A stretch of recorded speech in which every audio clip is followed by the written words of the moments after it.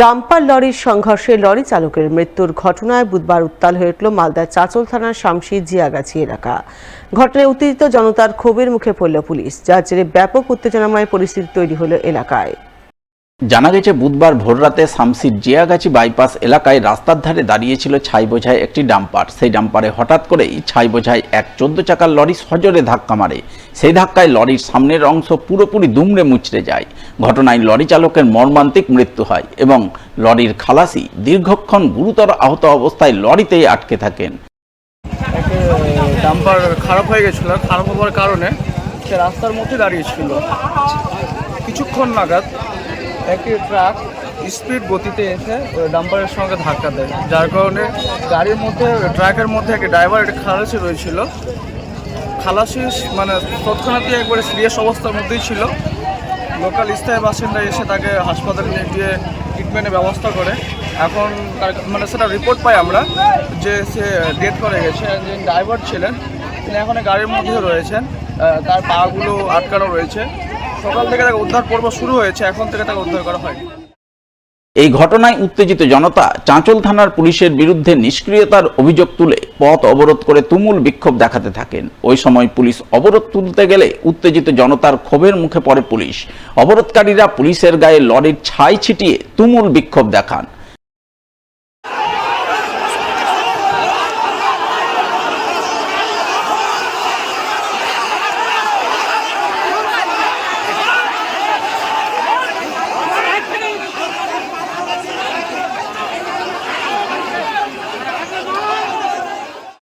Dumper আর একটা truck, বুঝতে পারলেন?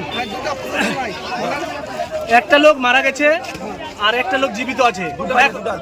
এখনো কোনো প্রশাসনে আমরা প্রস্তুতি পাচ্ছি না, সহযোগিতা পাচ্ছি না, ভূমিকা পাচ্ছেন না। না না, পুলিশ 4 ঘন্টা ধরে আমরা আছে। এখানে 4 ঘন্টা থেকে 4 ঘন্টা ধরে আমি আছি গাড়িটার কাছে, কোনো পুলিশ কোনো মাথা ঘামাচ্ছে না, আসছে যাচ্ছে আসছে যাচ্ছে।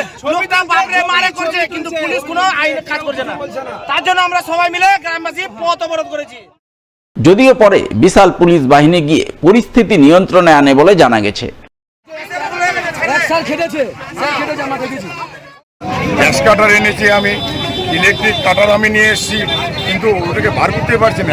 একজনকে আমি হসপিটালাইজ করেছি, একজনকে চাঁচল হসপিটালাইজ করেছি। এবার এটাকে বার করতে পারছি না, কোনোভাবে বার করতে পারছি না। এখনো চেষ্টা চলছে ওকে যাতে বের করা যায়। ঢুকে আছে বাবাটা গ্যাস কাটার মানে গ্যাস যে কাটবে সেটাও ঢুকছে না।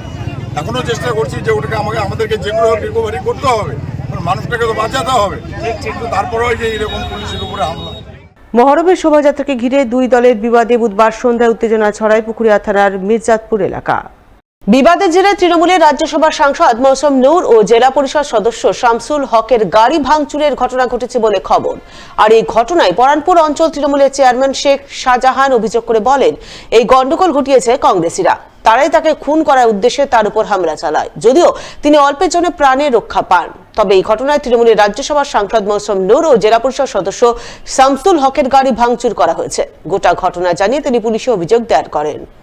হঠাৎ করে মানে কিছু বিরোধীদের প্ল্যানিং ছিল যে প্রধানের হাজব্যান্ডকে মার্ডার করতে হবে। মার্ডারের প্ল্যানিং নিয়েছিল কংগ্রেসীরা। তার মধ্যে আমাকে নিজেই ভুজালি একজন মেরেছিল, তার সঙ্গে 2-3 জন আরও ছিল। এই যে হাত আমার 7টা সেলাই হয়েছে। আমাদের সাংসদ মৌসুম নূর এবং আমাদের জেলা পরিষদ শামসুল হক সাহেবের যে গাড়িটা ভেঙেছে সেই জোনটা আমাদের ওখানে একটা রাজনৈতিক চক্রান্ত আছে, দিদির পিছনে বড় একটা চক্রান্ত আছে যে ওনার গাড়ি ভাঙচুর করা হয়েছে। সেটা চক্রান্তভাবে পরিকল্পনাভাবেই করা হয়েছে। আমার মিসেস যে এখন অভিযোগটা দিচ্ছেন, আমাদের বর্তমানবাবু ওসি সাহেব ডেকেছেন যে অভিযোগটা দেন। যদিও তৃণমূল নেতা শেখ শাহজাহানের অভিযোগ উড়িয়ে দিয়েছেন পরানপুর অঞ্চলের কংগ্রেস নেতা আব্দুল মান্নান। তার দাবি, মহরমের শোভাযাত্রাকে ঘিরে যে গন্ডগোলের ঘটনা ঘটেছে তা তৃণমূলের গোষ্ঠী কোন্দলের কারণে হয়েছে। সেই কারণেই তৃণমূলের রাজ্যসভার সাংসদ ও জেলা পরিষদ সদস্যের গাড়ি ভাঙচুর হয়েছে। না, এখানে কংগ্রেসের কোনো ভূমিকা নেই। এটা একটা ধর্মীয় অনুষ্ঠান। আমরা সবাই তৃণমূল, কংগ্রেস, সিপিএম, বিজেপি সবাই মিলে আমরা যাচ্ছিলাম মহরমের প্রশাসনের সঙ্গে। দলীয় কোন্দল ওদের। এইভাবে আজকে দেখলাম যে প্রাক্তন এমপি মৌসুম নূরের গাড়ি ভাঙচুর করা হয়েছে, তারপরে শামসুল হকের গাড়ি ভাঙচুর করা হয়েছে। এটা মনে হয় ওদের দলীয় কোন্দল। এইভাবেই ওরা এই দলীয় কোন্দলটাকে ঢাপা দেওয়ার জন্য আমার উপরে আক্রমণ করার চেষ্টা করেছিল। তো যাক, সাধারণ মানুষ ছিল এবং পুলিশ প্রশাসন ছিল, এরা সবাই মিলে এটা হতে দেয়নি।